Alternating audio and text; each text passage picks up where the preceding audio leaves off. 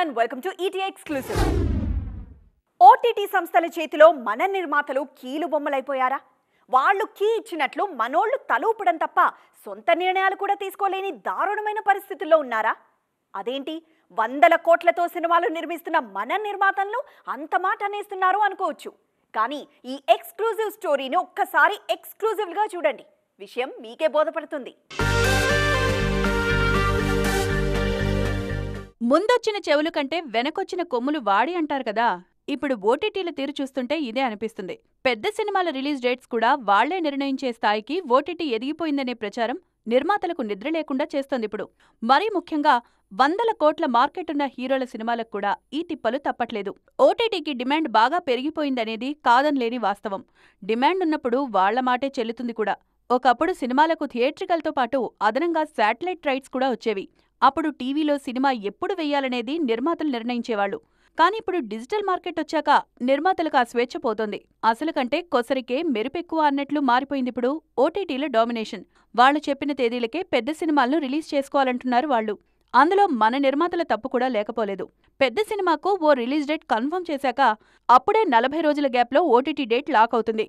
కానీ theatrical date మారినప్పుడు నిర్మాతల జుట్టు ఓటీటీల సంస్థల చేతుల్లోకి వెళ్ళిపోతుంది. ప్రతి నెల ఓటీటీలు కొన్ని డేట్స్ లాక్ చేసి పెట్టుకుంటారు. వాటిలో ఖాళీ ఉన్నప్పుడు చూసుకుని పెద్ద సినిమాలను ఓ నెలన్నర ముందు రిలీజ్ చేసుకోవాలని నిర్మాతలకే ఆర్డర్స్ పాస్ చేస్తున్నారు వాళ్లు. పవన్ కళ్యాణ్ సహా చాలా మంది హీరోల సినిమాలకు ఈ తిప్పలు తప్పట్లేదు. ఒక్కో సినిమాకు వందల కోట్లు రైట్స్ రూపంలో చెల్లిస్తున్నారు కాబట్టి ఓటీటీ డామినేషన్ అలా సాగుతోంది. జూనియర్ ఎన్టీఆర్ మళ్లీ దేవర వైపు వచ్చేశారు.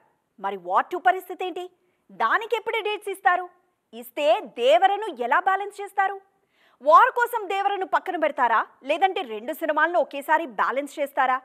ఇవే అనుమానాలు తారక్ ఫ్యాన్స్ లో చాలా రోజులుగా ఉన్నాయి. అసలు దేవర షూట్ ఎక్కడ జరుగుతుంది?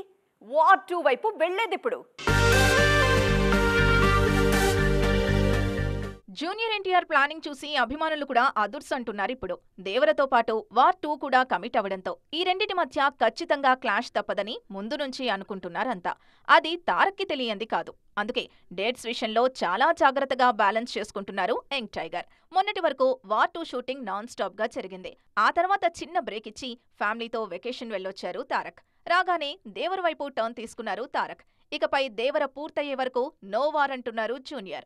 మరో నెల రోజుల్లోపే దేవర పార్ట్ 1 షూట్ పూర్తి కానుంది. అందుకే కొరటాల సినిమాని పూర్తి చేశాకే వార్ 2 అంటున్నారు యంగ్ టైగర్. వార్ 2లో స్పైగా నటిస్తున్నారు తారక్. ఇప్పటికే సినిమాలో తన పార్ట్ 40% పూర్తి చేశారు ఈ హీరో. ఇప్పటి వరకు జూనియర్, హృతిక్ సీన్స్ విడివిడిగా తీసిన అయన్ ముఖర్జీ కాంబినేషన్ సీన్స్ ప్లాన్ చేస్తున్నారు. దేవర పూర్తి చేస్తే ఏ టెన్షన్ ఉండదని జూన్ అంతా ఇక్కడే ఉండబోతున్నారు తారక్. మొత్తానికి దేవర పూర్తయ్యే వరకు తారకు ఈ 2 పడవల ప్రయాణం తప్పట్లేదు. మహేష్ బాబు ఫ్యాన్స్ కు ఇంకా ఎన్నాళ్ళు వెయిటింగ్? ప్రతి ఏడాది మే 31 వచ్చిందంటే చాలు, ఖచ్చితంగా మహేష్ సినిమా అప్డేట్ ఒకటి వచ్చేది. కానీ ఈసారి అలాంటిదేమీ రాలేదు. రాజమౌళి సినిమా కాబట్టి అలాంటిది ఎక్స్పెక్ట్ చేయలేదు ఫ్యాన్స్. కానీ వాళ్లకు కూడా ఆశ ఉంటుంది కదా, ఆశతోనే అడుగుతున్నారు SSMB 29 అప్డేట్ ఎక్కడా అని. మరి దాని ముచ్చటేంటి? RRR విడుదలై చూస్తూ ఉండగానే 2 ఏళ్లైపోయింది.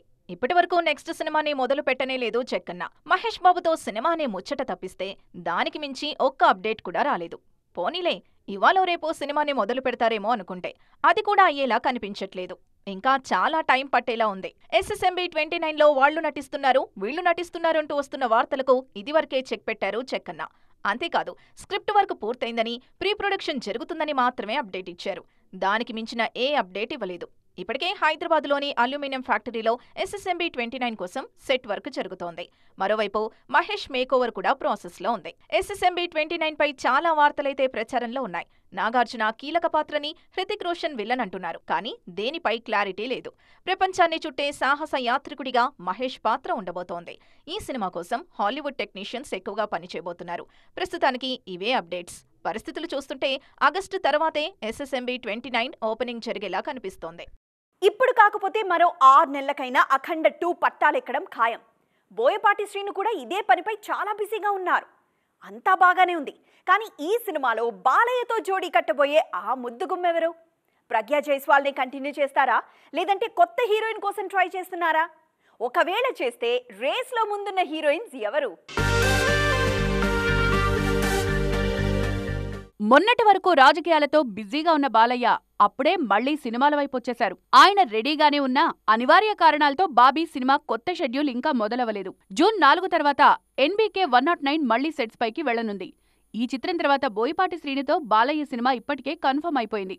అఖండ 2 ప్రీ ప్రొడక్షన్ పనులు వేగంగా జరుగుతున్నాయి. స్కంద తర్వాత కొన్ని రోజులు మాత్రమే బ్రేక్ తీసుకున్న బోయపాటి బాలయ్య కోసం అఖండ 2 స్క్రిప్ట్ సిద్ధం చేసే పనిలో బిజీ అయ్యారు. బాబీ సినిమా పూర్తి కాగానే అఖండ 2 సెట్స్ పైకి వెళ్లనుంది.